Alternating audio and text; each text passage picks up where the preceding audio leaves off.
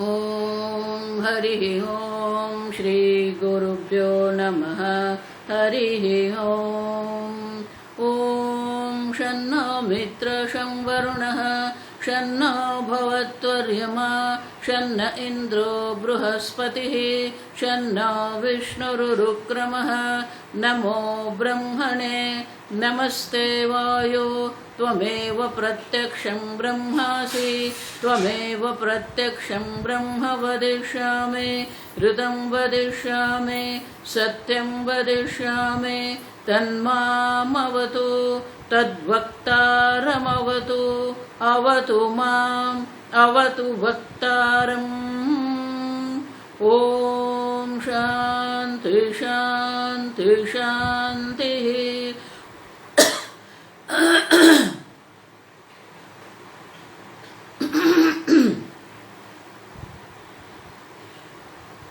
ॐ सहना भवतु सहनौ भुनक्तु सह वीर्यङ्करवावहै तेजस्विनावधीतमस्तु मा विद्विषावहै। ॐ शान्ति शान्ति शान्तिः। सदाशिवसमारम्भां शङ्कराचार्यमध्यमाम् अस्मदाचार्यपर्यन्तां वन्दे गुरुपरम्परां। श्रुतिस्मृतिपुराणानाम् आलयं करुणालयं नमामि भगवत्पादं शङ्करं लोकशङ्करं शङ्करं शङ्कराचार्यं केशवं बादरायणं सूत्रभाष्यकृतौ वन्दे भगवन्तौ पुनः पुनः। ईश्वरो गुरुरात्मेति मूर्तिभेदविभागिने व्योमवद्व्याप्तदेहाय दक्षिणामूर्तये नमः। निधये सर्वविद्यानां विशदे भवरोगिणां गुरवे सर्वलोकानां दक्षिणामूर्तये नमः। ॐ नमः प्रणवार्थाय शुद्धज्ञानैकमूर्तये निर्मलाय प्रशान्ताय दक्षिणामूर्तये नमः। ॐ नमः श्रीशङ्करानन्द गुरुपादाम्बुजन्मने सविलासमहामोहग्राहग्रासैककर्मणे।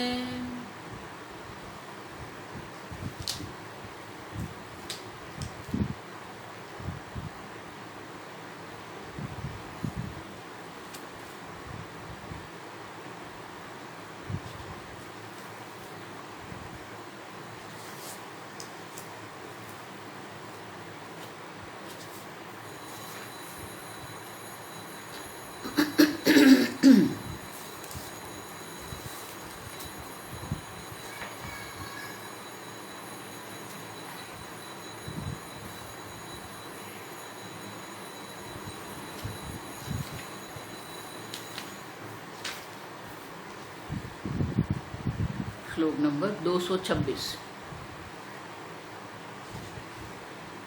स्वं परञ्च न वेत्त्यात्मा स्वं परञ्च न वेत्त्यात्मा विनष्ट इव कारणे आगामि दुःखबीजञ्च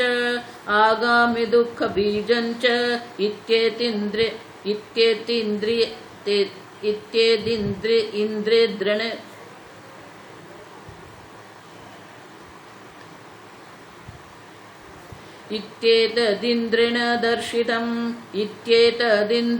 दर्शितम् इति एतद् इन्द्रेण दर्शितम्।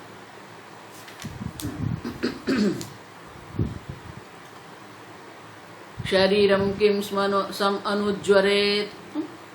अब भारती तीर्थ मुनि शरीर शब्द को लेके हमें समझाते हैं। तो क्या पहले कहा त्रिविधम शरीरम, शरीर 3 प्रकार के हैं, स्थूल शरीर, सूक्ष्म शरीर, कारण शरीर। स्थूल शरीर के ताप क्या है वो हमें दर्शाए। तो वात पित्त कफ जन्य व्याधय भंगादि आदि उसी प्रकार से सूक्ष्म शरीर में भी क्लेश होते हैं। काम क्रोधादय प्राप्ति ही, उसी प्रकार से शांत्यादि अप्राप्ति ही। शांत्यादि का न होना वो भी ताप है, संतप्त करते हैं। काम क्रोधादि होते हैं वो भी हमें संतप्त करते हैं। द्वयेपि बाधन्ते, अब दोनों प्रकार से नरम बाधन्ते, दोनों ये नर को मनुष्य को बाधन्ते, अब बंधन में डालते हैं। बाधन्ते माने वो बंधन में डालते हैं, विघ्न करते हैं, प्रतिबंधक बनते हैं। उसी प्रकार से अब कारण शरीर जो है, तो कारण शरीर जो है, कारण शरीर में क्या संताप है? तो छांदोग्य उपनिषद का वाक्य है, कारण शरीर गतः ज्वरः छांदोग्य श्रुतौ उक्तः इत्याह। छांदोग्य श्रुति का ये वाक्य है। पहले वाक्य हम देखें। ना हम खलु अयम एवं संप्रति आत्मानं जानाति। मैं ये हूं, अयम एवं संप्रत्य आत्मानं जानाति नाहम। अपने आप को वो जानता ही नहीं, मैं हूं। अब देखो, अहम अस्मीति एवं एमानि भूतानि विनाशम एव अपितः भवति नाहमत्र। मैं नहीं हूं, मानी कि अपने अस्तित्व का भी वहां भान नहीं है। अब देखो, उतना ही नहीं, इमानी भूतानि, ये जितने भी भूत है, अन्य सर्व पदार्थ जो है, एवं अपीतः भवति, अपीतः भवति, सब सुषुप्त अवस्था में। अब ना हम अत्र भोग्यम पश्यामि, मुझसे अन्य कोई भोग्य भी नहीं है, भोक्ता भी नहीं है, भोग्य भी नहीं है। अन्य भोग पदार्थ जो है, वो भोग पदार्थ को भोग करने वाले अन्य प्राणी भी वहां पर नहीं है। ना हम खलु अयमेव संप्रति आत्मानम। और इसीलिए ये सुषुप्ति अवस्था जो है, इति वाक्येन स्वपर ज्ञान शून्यत्वम, स्व। और इसीलिए श्लोक में क्या कहते हैं? स्वम परम च न वेत्ति आत्मा। स्वम अपने आप का अस्तित्व के प्रत्ये भी कोई सभानता नहीं है, पर अन्य भूतानि के प्रत्ये भी कोई है ही नहीं। विनष्टः इव कारणे, इव सही में विनाश नहीं हुआ है। इव माने एज दो, अब जाने कि वो नाश हो गए, नाश हो गए। कहाँ? कारणे, कारण शरीर में। कारण शरीर में सब विनाश हो गया हो ऐसा लगता है। एज दो माने ऐसा हमें लग रहा है, माने कि वो अव्यक्त अवस्था प्राप्त कर लेते हैं, न अपने को जानते हैं न अन्य को जानते हैं, और उनका विनष्ट आगामी दुख बीजम चैति। इतना ही नहीं, आगामी दुख बीजम, अज्ञान, अज्ञान के कारण। कारण शरीर की जो व्याख्या है, अनादि अज्ञान अविद्या रूप अव्यक्त। तो जो अव्यक्त है सब देखो, नष्ट प्रायत्वम, जाने के सब नाश हो गया, सबका सब अव्यक्त अवस्था प्राप्त करके हो गए, सब विलीन हो गए। कारण शरीर में अविद्या में सब विलीन हो गए, अव्यक्त हो गए, अव्याकृत हो गए। और इसीलिए स्वम परम च न जान, मैं हूं ऐसा भी नहीं है। नष्ट प्रायतम, एज दो डिस्ट्रॉयड, कुछ है नहीं। लेकिन क्या है? तो फिर अब मैं हूं ऐसा भी सभानता नहीं है, अन्य है उनकी भी कोई सभानता नहीं, और भोग्य पदार्थ भी नहीं है। अब समझो,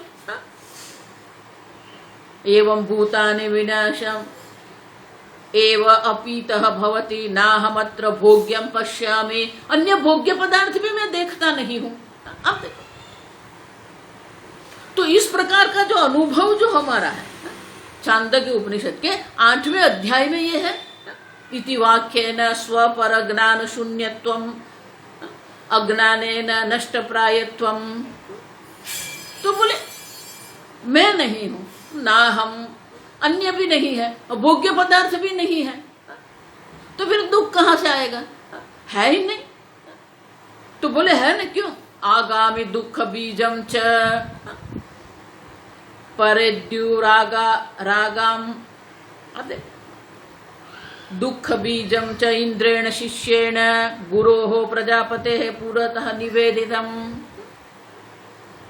हमने वो कथा देखी कि इंद्र प्रजापति के पास जाते हैं, ब्रह्म ज्ञान के लिए जाते हैं, तो जो शिष्य इंद्र है, इंद्रेण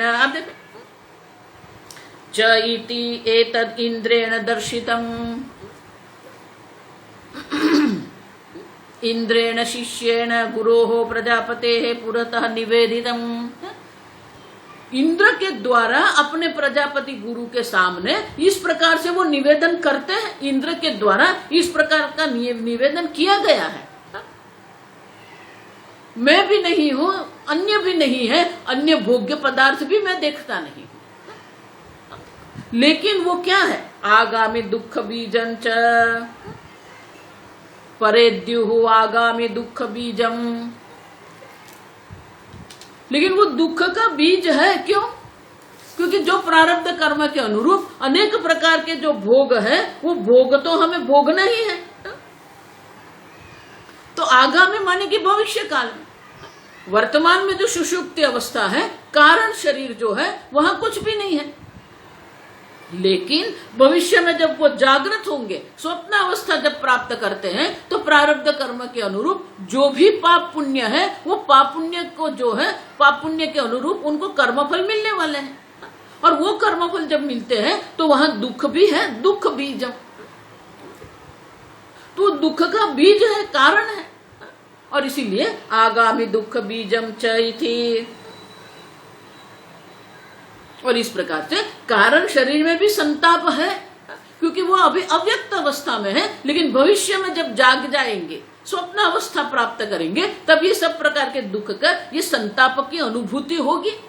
तो जो जो हम जागृत अवस्था में, स्वप्न अवस्था में जो भी हम संताप का अनुभव कर रहे हैं, वो सब जो संताप है अभी वो अव्यक्त अवस्था में है। अब समझो, इष्टम अनिष्टम मिश्रंच, गीता में भगवान कहते हैं 18 अध्याय में, कोई भी कर्म होता है वो कर्म के ये 3 प्रकार के कर्मफल होते हैं। इष्टम, इच्छनीय कुछ हमें प्राप्त होता है, अनिष्टम, अनिच्छनीय कुछ प्राप्त होता है, मिश्रंच, दोनों होते हैं, पाप पुण्य दोनों होते हैं, सुख दुख दोनों होते हैं। पुत्री का जब विवाह होता है तो आनंद होता है, इष्टम, इच्छनीय है। लेकिन जब पुत्री को विदा करते हैं तो दुख होता है, मिश्रम। अब सही में देखो ना, तो मिश्र ज्यादा है, आप समझना। शुद्ध पुण्य या शुद्ध पाप कुछ नहीं है, आप समझे। हमें जो अनुभव होते हैं, जो अनुभव हमें हो रहे हैं, कर्मफल हमें जो प्राप्त हो रहे हैं, वो मिश्र ही होते हैं, क्योंकि मनुष्य शरीर है, आप समझो। देवता जो है वो पुण्यशाली है, उस स्वर्ग की प्राप्ति हुई, वहां पुण्य की प्रधानता है। अब देखो, तो वहां सुख की प्रधानता है। नरकादि जो अधोदेश गमन जो है, या अधोयोनि की जो प्राप्ति होती है, वो पाप कर्म है, वहां दुख है, आप समझो। लेकिन मनुष्य शरीर जो है, मनुष्य शरीर जो है वो क्या है? प्रश्न उपनिषद में इसलिए कहते हैं पुण्य ने ऊर्ध्वलोकम गच्छन्ति, पुण्य के कारण वो ऊर्ध्वलोक की गति उनको प्राप्त होती है। पापे न अधो, पाप कर्म के कारण अधो योनि में या तो जन्म होता है, या तो अधोलोक में उनका जन्म होता है। उभये न मनुष्य, देखो उभय जब पाप पुण्य का मिश्र जब होता है तब तो मनुष्य जन्म प्राप्त होता है। अब समझो, इसीलिए मनुष्य जन्म में जो भी हमारा अनुभव है, प्रायतः जो अनुभव है वो प्रायतः अनुभव हमारे मिश्र के ही होते हैं। जिस वस्तु को हम पुण्य कहते हैं वही वस्तु पाप भी है। आप समझो, जहां सुख है वहां दुख भी है। बहुत धनवान है, प्रसिद्ध है, अच्छा पुण्य है। लेकिन बहुत धनवान लोग होते हैं, हम जिस प्रकार से कहीं भी चलने जाते हैं हम चल सकते हैं, जा सकते हैं, स्वतंत्र है, वो लोग नहीं जा सकते। 25 उसके गार्ड साथ चलेंगे, अब तो उनको वो स्वतंत्रता नहीं है, प्रसिद्धि है उनके पास। जिन अकेले कहीं भी घूमने जाना है वो नहीं जा सकते। अब देखो, तो वो बंधन है उनके लिए। राज परिवार में अगर जन्म हुआ है पुण्य है, बहुत सारी सुविधा उपलब्ध है। लेकिन राज परिवार में जब जन्म होता है, स्वामी जी हमेशा कहते हैं कि राज परिवार में जन्म हुआ है, रानी का पुत्र है वो। अब देखो, तो महारानी है और महारानी का पुत्र है, तो महारानी तो अपने वैभव में पड़ी हुई है, तो जो बेटा पुत्र जो है या पुत्री जो है, राजकुमार है राजकुमारी है, उनको नहलाना है, उनको उनके साथ खेलना है, उनको भोजन कराना है, उनको सुलाना है, वो कौन करेंगे? अब दाई माँ करती है। माँ के गोद में सोने का पुण्य नहीं है उनके पास। आप समझो, किसी भी अवस्था को आप देखिए मिश्र है वो, क्योंकि ये मनुष्य शरीर है। इष्टम अनिष्टम मिश्रण, आप समझो। और इसीलिए दुख बीज तो है वहां पर। स्वप्न अवस्था, जागृत अवस्था, जब आगामी मानी भविष्य मानी कि सुषुप्त अवस्था से वो जब जागता है तो उनको ये मिश्र का अनुभव होता है। इसलिए पूज्य स्वामी जी हमेशा मजाक करते थे कि हर एक मनुष्य के एक ही सरनेम, लास्ट नेम एक ही होना चाहिए। क्यों? मिश्रा, क्योंकि पाप पुण्य का मिश्र है। हम सब मिश्रा ही है, आप समझ। और इसलिए कहते हैं आगामी दुख बीजम च, भविष्य में उनको ये दुख का अनुभव होने वाला है। अभी वो अव्यक्त अवस्था में है। जब कर्मफल परिपाक होते हैं तो ये सब प्रकार के अनुभव होते हैं उनको। और इसलिए कहते हैं इति इंद्रेण निवेदितम, इंद्र के द्वारा इस प्रकार से अपने जो गुरु प्रजापति गुरु के सामने अब देखो निवेदन किया कि भले कारण शरीर जो है वह मैं भी नहीं हूं, अन्य भी नहीं है, भोग्य पदार्थ भी नहीं है, फिर भी वो दुख अव्यक्त अवस्था में दुख पड़ा हुआ है। अब समझो, और इसीलिए कारण शरीर में भी संताप तो है।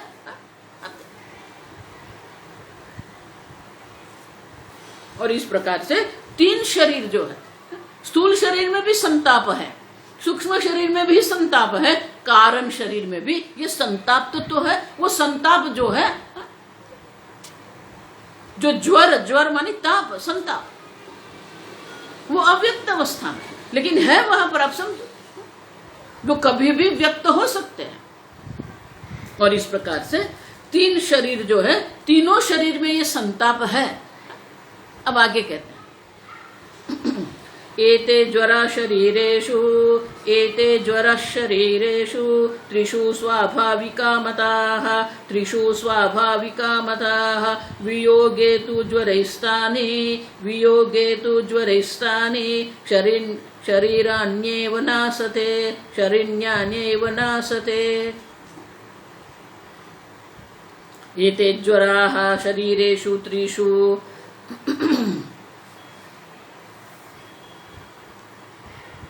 तीनों शरीर में इस प्रकार के ज्वर संताप है। स्वाभाविका मता, देखो ये जितने भी जो ज्वर संताप है स्वाभाविक है। आप समझ, प्रारब्ध कर्म के अनुरूप ये संताप रहना ही है। स्वाभाविक, स्वाभाविक मानी कर्म से है वो। वियोगे तु ज्वरैहि, जब वो संताप से वियोग हो जाता है, तानि शरीराणि एव न आसते,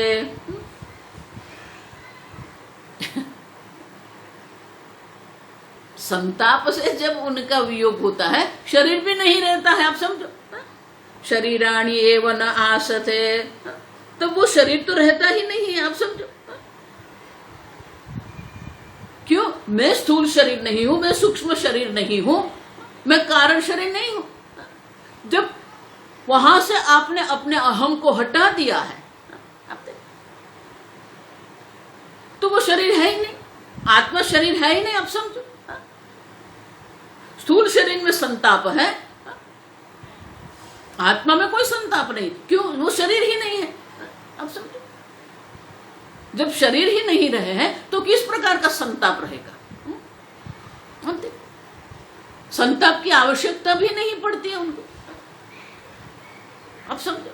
और इसलिए कहते हैं कि जब तक ये शरीर में अहम बुद्धि करके हम बैठे हैं तब तक सब प्रकार के संताप हैं। जिस बार एक बार आपने अपने शरीर से अपने को ये शरीर से अलग कर दिया, भिन्न कर दिया, अब देखो, आप समझो। देखो, इसलिए ज्ञानी के लक्षण जो भगवान दर्शाते हैं ना, भगवान ये नहीं कहते कि काम क्रोध आदि नहीं है मन में, सूक्ष्म शरीर में काम क्रोध आदि नहीं है, ज्ञानी में भी है, विमत्सर ज्ञानी में भी है, मात्सर्य ज्ञानी में है, क्यों नहीं होगा? आप समझो। ज्ञानी में विमत्सर होने से वो अज्ञानी नहीं बन जाएंगे, वो तोता ज्ञानी नहीं बनेंगे, क्योंकि वो मन की, वो जानता है मन में हो रहा है। प्रजहाति यदा कामान सर्वान पार्थ मनोगतान, वो मन में है, मनोगतान कामान, आत्मा में कुछ भी नहीं है। तो प्रारब्ध कर्म के अनुरूप वहां कुछ भी हो सकता। हम देख के गए, पूरा विस्तार से हमने देखा कि प्रारब्ध कर्म के अनुरूप उनके मन में कभी क्रोध भी आ सकता है, कभी काम भी आ सकता। क्यों? तीव्र प्रारब्ध जब होता है तो ये संभव है, आप समझो। तीव्र प्रारब्ध के अनुरूप ज्ञानी के मन में काम, क्रोध, लोभ, मोह, मद, मात्सर्य हो सकता है, आप समझो। इससे कोई वो अज्ञानी नहीं बन जाएंगे। देखो, इसलिए 5वें अध्याय में भगवान जो ज्ञानी के लक्षण दर्शाते हैं बहुत सुंदर है। तो शास्त्र में उनके लिए जो न्याय है, देखो बार बार हमें देख के गए, प्रसक्तस्य प्रतिषेध, हम यहां भी देखा जो संभव है उनका ही हमें निषेध करना पड़ता है।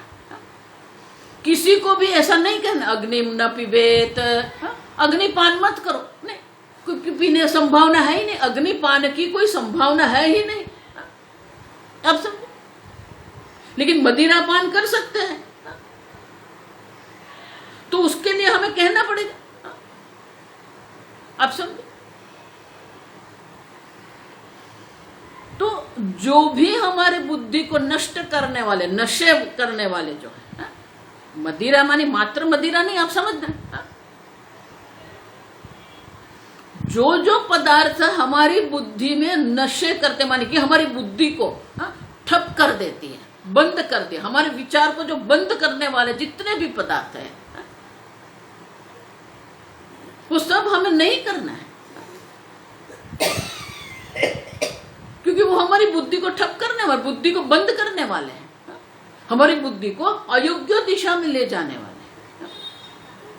तो जहां संभावना है वहां तो निषेध करना पड़ेगा, संभावना है तो ही तो हम उल्लेख करेंगे उनका। अब देखो, इसीलिए भगवान क्या कहते हैं, शक्नोति यस्सोढ़ुम, देखो एक ही एक श्लोक आप देख लो, शक्नोति यस्सोढ़ुम प्राक् शरीर विमोक्षणात् काम क्रोधोद्भवम वेगम, यह प्राग शरीर विमोक्षणात् काम क्रोधोद्भवो वेगम शक्नोति यह सोढ़ुम, जो ये शरीर छूटने के अगली क्षण तक विमोक्षणात्, आप देखो ये शरीर छूटता है ना, ज्ञानी अज्ञानी और प्रारब्ध कर्म की समाप्ति होती है तो ये शरीर छूट जाता है। तो भगवान क्या कहते हैं, प्राक पहले शरीर विमोक्षणा, शरीर छूटने के पहले मानी अगली क्षण तक जो यह काम क्रोधोद्भवम वेगम, काम और क्रोध से उत्पन्न हुआ वेग जो है, सोढ़ुम शक्नो, जो सहन करने के लिए समर्थ है। तो इनका अर्थ क्या हुआ, ज्ञानी हो कि अज्ञानी हो, ये शरीर छूटे उनके अगली क्षण तक, प्राक पहले काम क्रोध आदि जो है उनका वेग संभव है, शक्य है, आप समझो। तभी तो भगवान कहते हैं ना, अगर संभव नहीं है तो भगवान का ये वाक्य जो है व्यर्थ हो जाएगा, आप समझ। प्रारब्ध कर्म के अनुरूप अगर तीव्र प्रारब्ध कर्म है तो अवश्य होंगे ये। देखो बार बार इसलिए मैं कहती रहती हूं, ऐसा मत मानना कि ज्ञानी में राग द्वेष नहीं होते हैं, ज्ञानी में ईर्ष्या नहीं होती, नहीं होते हैं, आप समझो। लेकिन वो जानते हैं कि ये मन की अवस्था है, इसीलिए वो अपने को उससे अलग करके जो भी हो रहा है होने देते हैं। काम भी होगा, क्रोध होते हैं, लेकिन इसका अर्थ ये नहीं है कि शास्त्र ज्ञानी को ये काम क्रोध करने का लाइसेंस देती है। शास्त्र लाइसेंस नहीं देते हैं, आप समझना। इसलिए दूसरे अध्याय में स्थित प्रज्ञ के लक्षण में भगवान कहते हैं कुर्मोंगानीव सर्वशः, जिस प्रकार से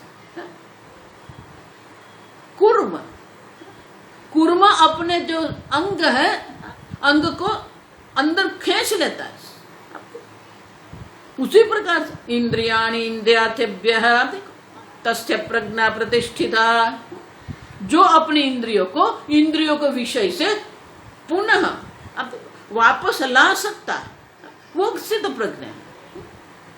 लेकिन उनके मन में ईर्ष्या नहीं होगी, उनके मन में काम नहीं होंगे, उनके मन में राग द्वेष नहीं होगा, ऐसा संभव नहीं है, आप समझो। बहुत सारे लोग इतने अयोग्य प्रकार से ये विवेचन करते हैं, वो राग द्वेष से मुक्त हो, बिल्कुल है राग द्वेष। राग द्वेष की अभिव्यक्ति भी होगी, देखो इसलिए आगे हम देख के गए। मंद प्रारब्ध है तो वो अपना नियंत्रण कर सकते हैं, लेकिन अगर तीव्र प्रारब्ध है तो ज्ञानी भी कुछ नहीं कर सकते। तीव्र प्रारब्ध उनके पास करवाते हैं ये, अब समझ। प्रसक्त से प्रतिषेध, अगर वो संभव है तो उनका निषेध करना पड़ेगा। और इसीलिए भगवान कहते हैं कि जो काम क्रोध के वेग को ये शरीर छूटे उनके पूर्व प्राक पहले जो सहन करने को समर्थ है, सयुक्त स सुखी न रहा। अब देखो ये जीवन मुक्ति है, आप समझो। जो ये वेग को सहन कर लेता है वो ये प्रारब्ध कर्म जब व्यतीत कर रहे हैं तब भी वो सुखी रहता है, प्रसन्न रहता है, आनंद में रहता है। ससुखी सयुक्त, युक्त मानी उनके अपने पूरा व्यक्तित्व जो है उनके प्रभुत्व में रहता है। देखो इसलिए मैं कहती हूं क्षमा दमा आदि जो है बहुत महत्व के है। ये जो छह, इसलिए उनको शंकराचार्य संपत्ति कहते हैं, षटक संपत्ति। आप देखो ये छह हमारी संपत्ति है, हमारे व्यक्तित्व की संपत्ति है। बाह्य संपत्ति होती है, नहीं भी होती है, लेकिन ये आंतरिक जो संपत्ति है वो आवश्यक है ब्रह्म ज्ञान के लिए। क्षमा दमा तितिक्षा उपरति श्रद्धा समाधानम, आप सब। और इसीलिए कहते हैं कि इस प्रकार से वियोगे तो तानी ज्वरैहि, जब ये ज्वर से अपने आप का वियोग कर दिया माने मैं नहीं हूं, मैं स्थूल शरीर नहीं हूं, मैं सूक्ष्म शरीर नहीं हूं, मैं कारण शरीर नहीं हूं, तीनों शरीर रहते ही नहीं, न आसते। उनकी दृष्टि से, बाह्य दृष्टि से तो मैंने देखो बार बार ये कहते, बाह्य दृष्टि से ज्ञानी अज्ञानी समान ही है, कोई ऐसा मत मानना। उनका भी प्रारब्ध कर्म है, आपका भी प्रारब्ध कर्म है। उनके प्रारब्ध कर्म के अनुरूप उनके यहाँ जो प्राप्त होना है वो प्राप्त होता रहता है। और अगर उनके प्रारब्ध में ये भोग्य पदार्थ है तो वो भोग्य पदार्थ के अनुरूप उनके मन में भोग की इच्छा भी होगी, प्रारब्ध से इच्छा होती है। अब समझिए, प्रारब्ध उनके मन में ये इच्छा डालते हैं और वो भी इच्छा करते हैं, वो भी भोग करते हैं। आप समझिए, और इसीलिए कहते हैं कि नासते शरीराणि, शरीर है ही नहीं। आप देखो, नहीं है माने क्या है? भौतिक रूप से नहीं। भौतिक रूप से तो प्रारब्ध कर्म जब समाप्त होता है तभी ये भौतिक रूप से शरीर जाते हैं। आप समझो, और आप समझो ये ठीक से, कारण शरीर जो है वो अनादि है, अज्ञान का आरंभ नहीं है, और इसलिए कारण शरीर का भी कोई आरंभ, आदि मानी आरंभ नहीं है। अनादि काल से ये है, अनादि काल से अविद्या है, तो अनादि काल से कारण शरीर है। आप समझो, और वो कारण शरीर के कारण है, उसे तो इसीलिए तो उनको हम कारण शरीर कहते हैं। हा? वो ये स्थूल शरीर सूक्ष्म शरीर का कारण है। आप समझो, तो प्रारब्ध कर्म के अनुरूप स्थूल शरीर का सूक्ष्म शरीर प्राप्त होते हैं।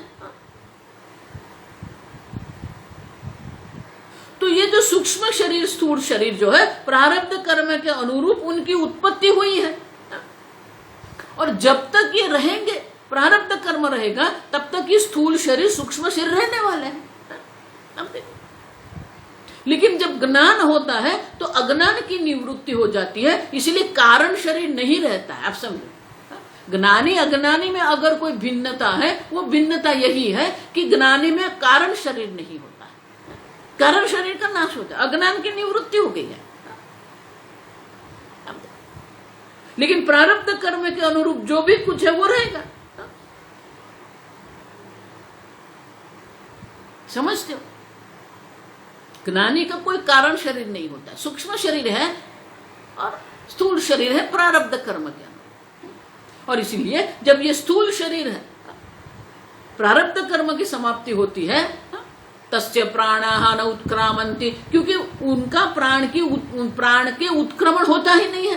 क्यों? उत्क्रमण के लिए वो कारण शरीर चाहिए, कारण शरीर है ही नहीं। अब देखो, जब कारण शरीर नहीं है तो उनके प्राण का उत्क्रमण कैसे हो सकता है? इहैव प्रविलीयते, यहाँ ही ये सब अपने अपने पंचमहाभूत कारण में वो विलीन हो जाते हैं। प्रारब्ध कर्म के अनुरूप जो भी स्थूल शरीर प्राप्त हुआ है, जो सूक्ष्म शरीर प्राप्त हुआ है, वो यहाँ ही समाप्त हो जाते हैं। और इसीलिए स्थूल शरीर यहाँ समाप्त हो जाता है, सूक्ष्म शरीर भी अपने अपने पंचमहाभूत में चले जाते हैं, उत्क्रमण नहीं होता उनका, क्योंकि कारण शरीर है ही नहीं। लेकिन प्रारब्ध कर्म के अनुरूप जो भी सुख दुख का अनुभव करना है, जो सुषुप्ति अवस्था में, अव्यक्त अवस्था में प्राप्त करके रहते हैं, और वो जागते हैं तब वो व्यक्त हो जाते हैं। और इसलिए कहते हैं कि नासते शरीराणि, ये ताप से उनका वियोग हो गया है, क्योंकि ये शरीर है ही नहीं, मैं स्थूल शरीर नहीं हूं। देखो, महत्व का ये है कि आपको अपने बारे में ये निश्चय करना, मैं स्थूल शरीर नहीं, मैं देह नहीं हूं, मैं मन नहीं हूं, मैं बुद्धि नहीं हूं। ये निर्णय आपका है। आप समझो, एक बार ये निर्णय कर लो, मैं शरीर नहीं हूं, जो हो रहा है वो शरीर में हो रहा है। मैं कौन हूं? देख के गए हम, विलक्षण साक्षी चिन्मात्रो हम सदाशिवः। अब मैं कौन हूं? चिन्मात्रो हम सदाशिवः विलक्षण साक्षी। नासते शरीर, फिर वो शरीर नहीं है।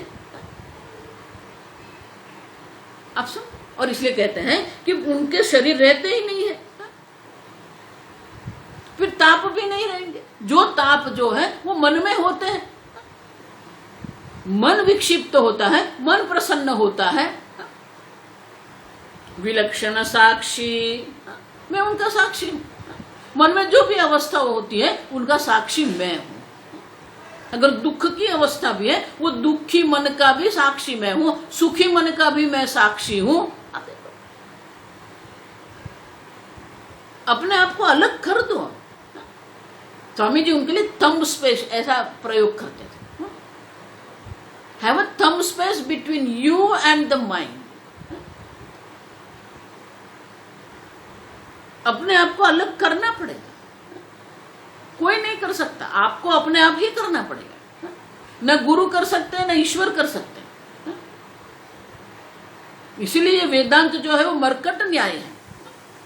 जिस प्रकार से बाल वानर जो होता है, वो बाल वानर को माता वानर को पकड़ के रखना पड़ता है। उसी प्रकार से वेदांत जो है वो निश्चय आपका होना चाहिए। इसलिए भगवान बार बार अर्जुन को पूछते रहते थे। कभी कभी मैं ही बोलती हूँ, समझ में आया, ऐसा बोलती हूँ मैं, क्योंकि समझना आपको है। अपने आप को ये स्थूल शरीर से अलग आपको करना है। देखो ये निधिध्यासन के लिए इतने सारे श्लोक क्यों लिख रहे हैं भारतीय तीर्थ मुनि। दीर्घ काल पर्यंत निरंतर नित्य सतत ये करना पड़ता है। मैं देह नहीं हूं, क्योंकि जन्म जन्मांतर से हमें देह मानने की आदत पड़ गई है, मन मानने की, इंद्रिय मानने की आदत बन गई है। वो एक दिन में नहीं जाएगी। और इसलिए कहते हैं कि एक बार अब वियोगे तु ज्वरैहि तानि शरीराणि एव नासते।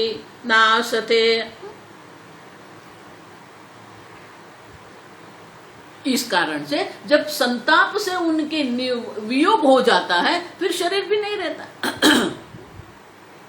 और इसलिए कहते हैं शरीरम किम स्वमनुज्वरेत, है ही नहीं शरीर। आप समझो,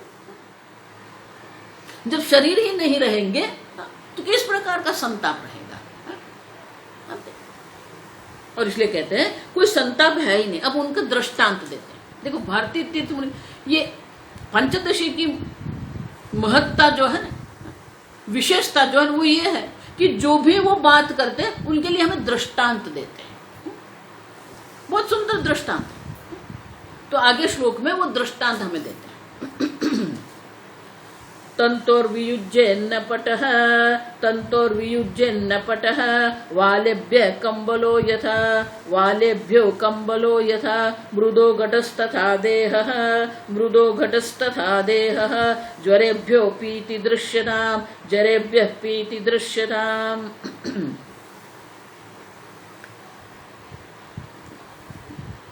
यथा अंतिम शब्द यथा तंतोः वियुज्यन्न पटः।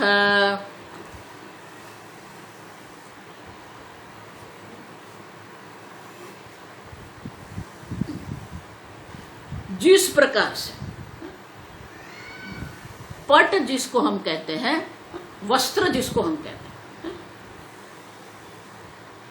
तंतोः वियोजन वियुज्यन न,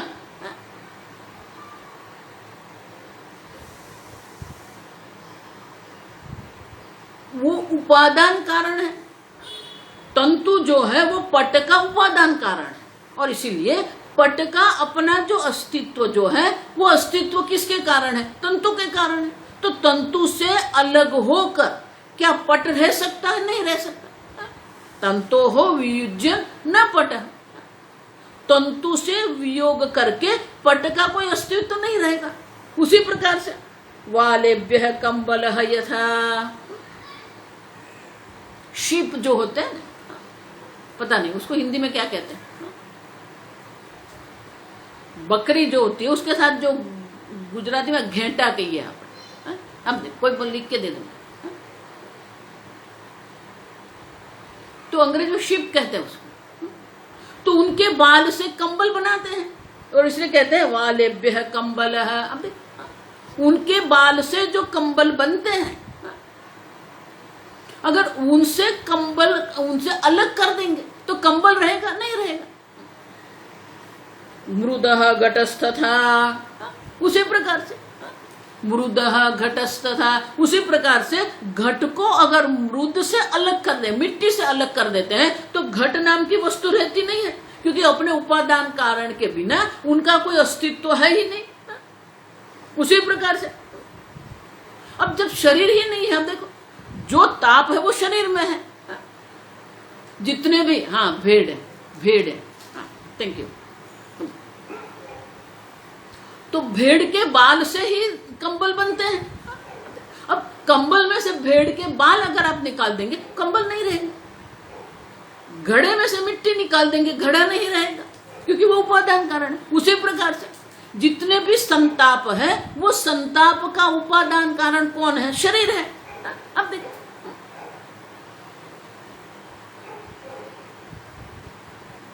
संताप का जो कारण है वो उपादान कारण कौन है? शरीर है। आप देखो जितने भी संताप हो रहे हैं कहाँ है? स्थूल शरीर में संताप है, सूक्ष्म शरीर में संताप है, कारण शरीर में संताप है। लेकिन वो संताप है ही नहीं। आप देखो क्यों? क्योंकि मैं स्थूल शरीर नहीं हूं। आप देखो ये वाक्य समझने लायक है। देह ज्वरेभ्यः पीति दृश्यताम्। उसी प्रकार से ये शरीर जो है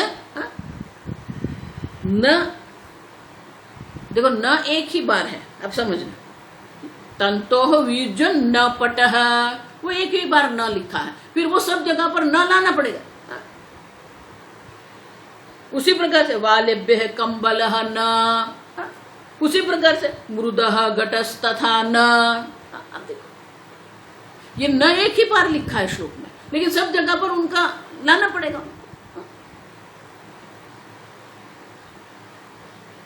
उसी प्रकार से देह ज्वरेभ्यः न पीति दृश्यता।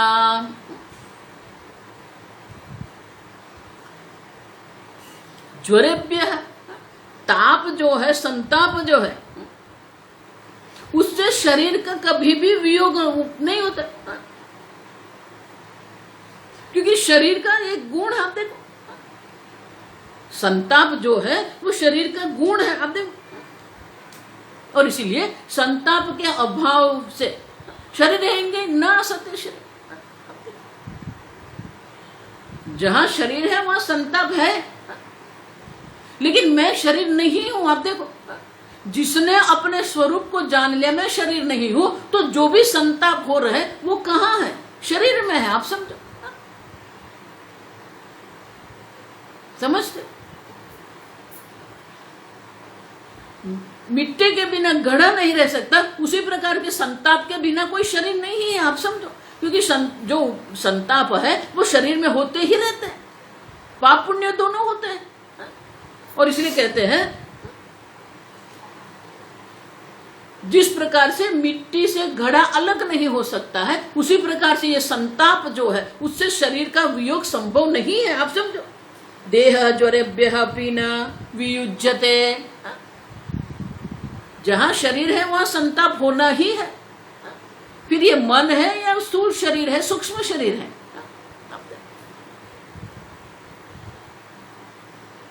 स्थूल शरीर है, सूक्ष्म शरीर है, उनका कभी भी संताप से वियोग संभव नहीं है। आप देखो एक एक नाम है। देह, क्यों देह?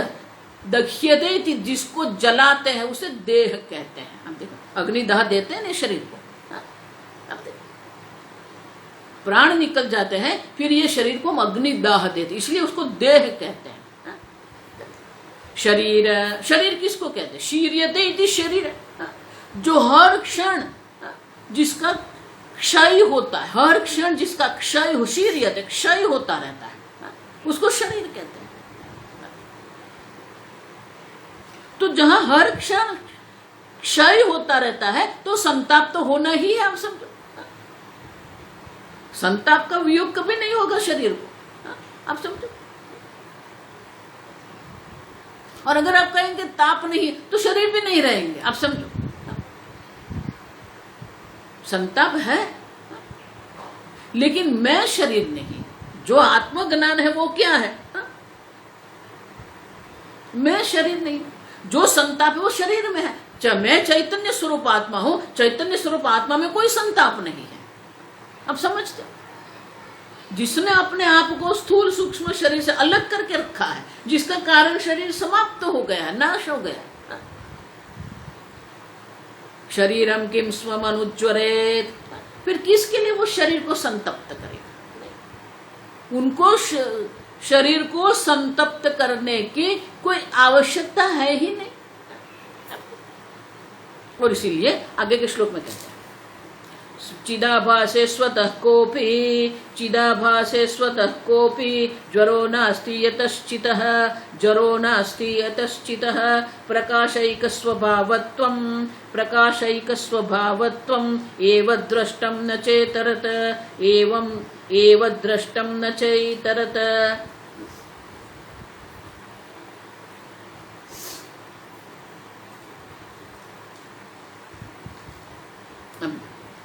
चिदाभासे स्वतः कोपि ज्वरः नास्ति यतः। चैतन्य स्वरूप आत्मा भी नहीं, चिदाभास में भी नहीं। आप समझो, चिदाभासे स्वतः कोपि ज्वरः नास्ति। जो चिदाभास है, चिदाभास में भी कोई ज्वर नहीं है। शरीर में ज्वर है। आप देखो, यतः इस कारण से चित मानी चैतन्य, प्रकाश एक स्वभावत्वमेव चितः, छठी विभक्ति। चैतन्य का जो प्रकाश एक स्वभावत्व, उनका प्रकाश एक स्वभाव, स्वप्रकाश चैतन्य स्वरूप है वो। एव द्रष्टम न च, चैतन्य की दृष्टि से किसी भी प्रकार के संताप की संभावना ही नहीं है। दो हुआ ना, अब समझो ठीक से। मैं स्थूल शरीर नहीं हूं। स्थूल शरीर जो है वो संताप के बिना नहीं रह सकता, क्योंकि वो शरीर वही है जिसमें ये संताप होते रहते, क्षय होता रहता है, विकार होते रहते हैं। तो जब आप अपने आप को शरीर से ही अलग करके रखते हो तो शरीर में संताप हो रहा है, आप में कुछ भी नहीं है। और दूसरा, मैं चैतन्य स्वरूप आत्मा हूं, तो चैतन्य स्वरूप आत्मा मैं हूं। अब देखो, तो चैतन्य में तो कोई विकार है ही नहीं, कोई संताप है ही नहीं। अब देखो, जब चिदाभास में नहीं है तो चैतन्य में तो कैसे संभव है? प्रकाश एक स्वभावत्वं चितः, चैतन्य का जो स्वभाव वो क्या है? प्रकाश एक, स्वप्रकाश चैतन्य स्वरूप हम है। दृष्टम न च, संभव ही नहीं है। आप समझो, न इतरत, अन्य प्रकार से हमें नहीं देखना है। आप समझो, नहीं अन्य कोई सत्य, अन्य कोई चैतन्य है ही नहीं। दूसरा है तो फिर सुख दुख की बात होती है ना। एक स्वभाव, एक अद्वितीय चैतन्य मात्र में हूं, कोई अन्य है ही नहीं। अब देखो, इसलिए पहले से ये पकड़ के हम रखता है, पहले से पकड़ के रखा है हमने ये तत्व विवेक प्रकरण से, कि आत्मा जो हो क्या, एक अद्वितीय, अन्य है ही नहीं। आप समझना, अन्य है तो फिर सुख दुख है, संताप है। उदरम अंतरम कुरुते अथ तस्य भयम भवति। और इसलिए कहे दृष्टम न च इतरत, इतरत आत्मा से भिन्न अन्य कोई वस्तु है ही नहीं। यह जो कुछ है वो सब आत्मा मात्र, चैतन्य मात्र है। यहां जो कुछ है वो चैतन्य मात्र है। ईशावास्य इदगुम सर्वम। अब देखो, भोग्य पदार्थ ही नहीं है, अन्य है ही नहीं। और इसीलिए संताप की कोई संभावना भी नहीं है। जब तक ये देहादि में हम बुद्धि करके रखी है तब तक सब प्रकार के संताप है। जब अपने आप को देहादि से अलग करके रखा है और अपने से अन्य किसी का न दृष्टम, अन्य देखते ही नहीं, सर्वभूतस्थमात्मानं सर्वभूतानि च आत्मनि ईक्षते योग युक्तात्मा। अब देखो यहां जो कुछ है सब मैं हूं, सर्वम खलु इदं ब्रह्म। और इसीलिए जो भी संताप है वो उपाधि की दृष्टि से है, लेकिन उपाधि है ही नहीं। जो है वो आत्मा मात्र है, चिन्ह मात्र। आप देखो चैतन्य से अन्य कुछ भी नहीं है। आप समझो, देखो ये दो बात है, आप समझना ये ठीक से। मैं स्थूल शरीर नहीं हूं एक बात है, लेकिन यहां जो कुछ है ईश्वर मात्र है। स्थूल शरीर भी ईश्वर मात्र है, आप समझो। मात्र जगत में आत्मा बुद्धि है ऐसा नहीं है। ये शरीर भी क्या है? आत्मा मात्र है, चैतन्य मात्र है। सर्वत्र ये चैतन्य बुद्धि होनी चाहिए। इसलिए स्वप्न जो दृष्टांत है ना वो बहुत आवश्यक है। जब चिदाभास में ही संताप नहीं है तो फिर चैतन्य स्वरूप आत्मा जो है, सब प्रकाश चैतन्य आत्मा, उसमें तो किस प्रकार से हम देखेंगे संताप? स्वामी जी हमेशा इसलिए यहां जो कुछ है चैतन्य मात्र है, इनके लिए स्वामी जी हमेशा कहते हैं एक ही दृष्टांत है, वो है स्वप्न। आप देखो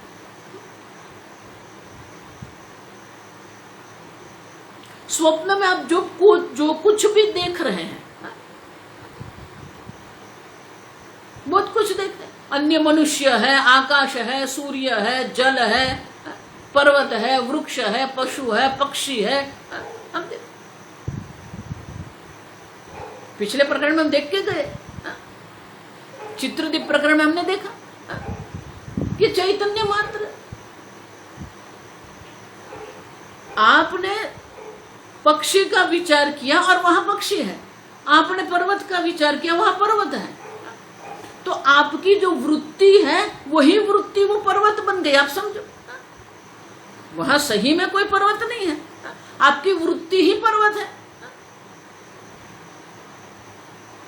पक्षी जिसको कह रहे वो भी पर्वत, जो चैतन्य मात्र है, वो वृत्ति मात्र है। अब तो सब चैतन्य मात्र है, ये सब चैतन्य का विलास है। आप समझो, और इसलिए कहते हैं कि मैं शरीर नहीं हूं एक दृष्टि है, लेकिन ये जो दृष्टि जो है ना, मैं शरीर नहीं हूं एक बात है। ये ब्रह्म ज्ञान का प्रथम सोपान है, लेकिन अंतिम सोपान क्या है? यहां जो कुछ है चैतन्य मात्र है। इसीलिए भगवान आरंभ में ही कह देते एक शरीर में आत्मा नहीं है, अविनाशी तु तद्विद्धि। ये आत्मा को अविनाशी जान लो, कालतः मर्यादित नहीं है आत्मा। ये न सर्वमिदं ततम। दूसरा वाक्य देखो आप, दूसरी पंक्ति क्या कहती है? जिसके द्वारा ये संपूर्ण जगत व्याप्त है। आत्मा वा इदगुम सर्वम। यहां जो कुछ है सब आत्मा मात्र है। मैं शरीर में हूं, वो व्यतिरेक है। आगे देखिएगा, अन्वय व्यतिरेक अभ्याम। लेकिन व्यतिरेक करने के बाद अन्वय करना पड़ता है, वो ब्रह्म ज्ञान है। आप समझो ठीक से। नेति नेति करके फिर क्या है? देखो, इसलिए आधे लोग पागल हो रहे हैं। क्यों? ये नहीं, ये नहीं, ये नहीं। अन्वय करना पड़ेगा। सर्वम खलु इदं ब्रह्म, येन सर्वमिदं ततम व्याप्तम। आत्मा के द्वारा ये संपूर्ण जगत व्याप्त है। आप सर्वव्यापी चैतन्य है, आप अनंत चैतन्य है। और इसीलिए ये अपनी जो व्यापकता है, ये सर्वत्र अपना अन्वय करना पड़ेगा। भले शरीर से अपने आप को अलग कर दिया, लेकिन ये शरीर भी आत्मा है, सूक्ष्म शरीर भी आत्मा है, मन भी आत्मा है। आत्मा से भिन्न अन्य कुछ है ही नहीं, न इतरता। जो कुछ है वो चैतन्य मात्र, अन्य है ही नहीं। दृष्टम च, ये देखना है हमें। जो कुछ भी है वो चैतन्य मात्र है। जिस प्रकार से स्वप्न में जो हम जगत देखते हैं, अनुभव जब करते हैं, अब जगत, स्वप्न जगत में आप जब स्वप्न देखते हैं तो आपका अपना स्थूल शरीर भी होता है, आपका अपना मन, आपकी इंद्रिय सब होता है वहां पर। लेकिन वो सब जो है वृत्ति मात्र है, और वृत्ति का अधिष्ठान तो चैतन्य है। वृत्ति जो है उनका उपादान कारण चैतन्य है, तो संपूर्ण स्वप्न जगत जो है वो चैतन्य मात्र है। उसी प्रकार से ये जागृत अवस्था भी जो है वो चैतन्य मात्र है। अपरोक्ष ज्ञान माने कि ये अन्वय करना पड़ेगा। देखो भगवान हमें अन्वय करवाते हैं, समलोष्टाश्म कांचन अन्वय है, सब जगह पर ये आत्म तत्व का दर्शन है। सर्वभूतस्थम आत्मा, ये अन्वय है। देखो ये कोई पुस्तक में नहीं मिलेगा ये बात, ये उपदेश की परंपरा है।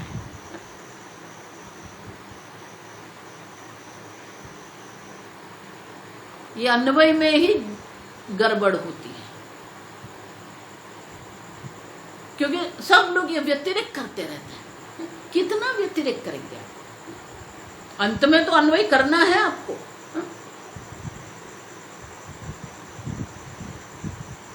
विद्या विनय संपन्ने ब्राह्मणे गविहस्तिनी, आप देखो सर्वत्र क्या है? सर्वत्र समदर्शन है, सर्वत्र ये सम ब्रह्म का दर्शन है। आप देखो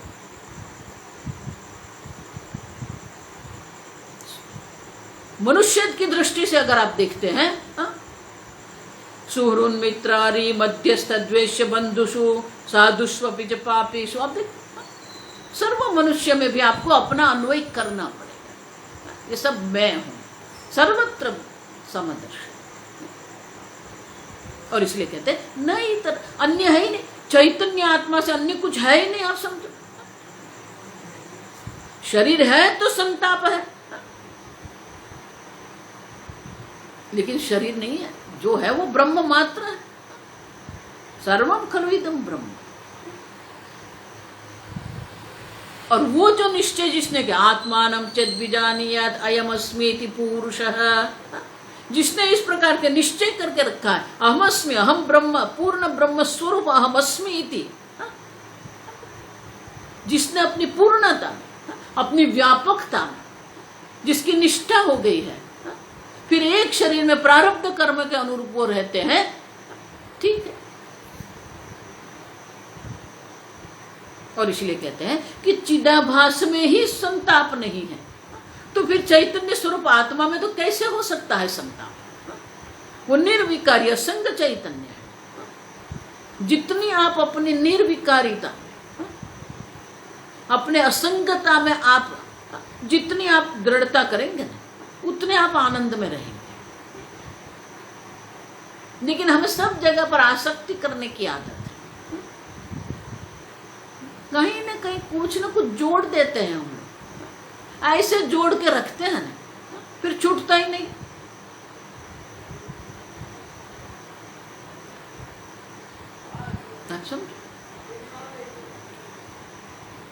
सर्वत्र वो चैतन्य मात्र, सर्वभूतस्थम आत्मानं सर्वभूतानि च आत्मनि, सर्वभूतों में आत्मा मात्र है, आत्मा में सब भूत है। तो सर्वत्र ये चैतन्य मात्र है। हम जिसको जड़ कह रहे हैं वो जड़ भी चैतन्य मात्र है, जिसको हम चेतन कहते हैं वो भी चैतन्य मात्र है। जड़ और चेतन का जो विभाग हम कर रहे हैं उसका कारण चेतन और चेतन का अभाव नहीं है। हम देखेंगे सूक्ष्म शरीर जहां रहता है वो चेतन है, सूक्ष्म शरीर का जहां अभाव है वो जड़ है। लेकिन चैतन्य तो सर्वव्यापी है, जिसको हम जड़ कहते हैं वहां भी वो चैतन्य स्वरूप आत्मा है, सत स्वरूप चित स्वरूप आत्मा सर्वव्यापी है। और इसलिए कहते हैं कि चैतन्य स्वरूप, एक चैतन्य स्वरूप जो आत्मा जो है, प्रकाश स्वरूप आत्मा जो है, उसमें तो संताप की कोई संभावना ही नहीं है। देखो इसलिए भगवान के अशोच्यानन्व शोचस्ता, ऐसा नहीं है कि शोक है और उनकी निवृत्ति करनी है। आत्मा में शोक नाम की वस्तु है ही नहीं। जो भी संताप है वो शरीर में है, स्थूल शरीर का संताप है, सूक्ष्म शरीर का संताप है, कारण शरीर का संताप है। लेकिन व्यतिरिक्त की दृष्टि से देखते हैं तो मैं शरीर नहीं इसलिए मुझ में कोई संताप नहीं है, और मेरा स्वरूप की दृष्टि से देखते हैं। आप अपने स्वरूप की दृष्टि से देखेंगे तो आपका स्वरूप तो चैतन्य स्वरूप है। आप एक अद्वितीय सर्वव्यापी चैतन्य स्वरूप है, तो स्वरूप की दृष्टि से भी अगर आप देखते हैं तो संताप की कोई संभावना नहीं है, क्योंकि अन्य है ही नहीं तक। और इसलिए कहते हैं कि शरीर में संताप है, लेकिन आत्मा की दृष्टि से कोई संताप नहीं है। आगे हम कल देखेंगे। ओम स्वस्ति प्रजाभ्यः परिपालयन्तां न्यायेन मार्गेण महीं महिषाः गोब्राह्मणेभ्यः शुभमस्तु नित्यं लोकाः समस्ताः सुखिनो भवन्तु काले वर्षतु पर्जन्यः पृथिवी सस्यशालिनी देशोऽयं क्षोभरहितः ब्राह्मणाः सन्तु निर्भयाः। ओम सर्वेषां स्वस्तिर्भवतु सर्वेषां शान्तिर्भवतु सर्वेषां पूर्णं भवतु सर्वेषां मङ्गलं भवतु सर्वे भवन्तु सुखिनः सर्वे सन्तु निरामयाः सर्वे भद्राणि पश्यन्तु मा कश्चित् दुःखभाग् भवेत्। असतो मा सद्गमय तमसो मा ज्योतिर्गमय मृत्योर्मा अमृतंगमय।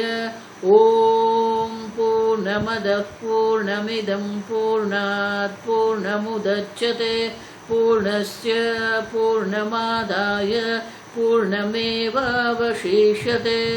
ओम शांति शांति शांति।